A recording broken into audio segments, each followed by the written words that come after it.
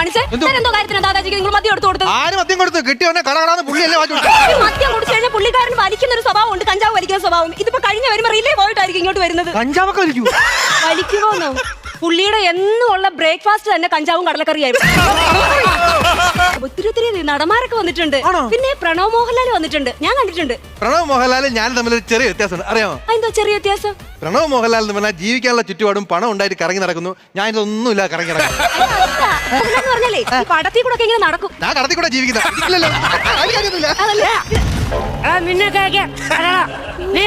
നീ അല്ല നിന്റെ അച്ഛനും അമ്മയും ആര് വന്നാലും നീ ആളെ കൂട്ടി നിങ്ങൾ വേണം. വെല്ലുവിളി തുടങ്ങി കണ്ടോ? കഞ്ചാവ് അടിച്ചു കഴിഞ്ഞാൽ അപ്പൊ വെല്ലുവിളിക്കും. അത് ഞാൻ ഒരു കാര്യം ചോദിച്ചോട്ടെ, ആകെ ഞാൻ കണ്ടത് ഈ ഒരു ഒറ്റ വീടാ. പരിസരത്ത് വേറെ വീടില്ല, വണ്ടിയില്ല, ആൾക്കാരില്ല. പിന്നെ പുള്ളി ആരെ കിടന്ന് വെല്ലുവിളിക്കുന്നേ? ഹിമക്കരടിയെ.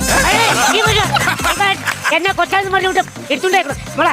അവ കഥ എടുത്തേ അവനെ ഞാൻ വെട്ടി കൊന്നിട്ട്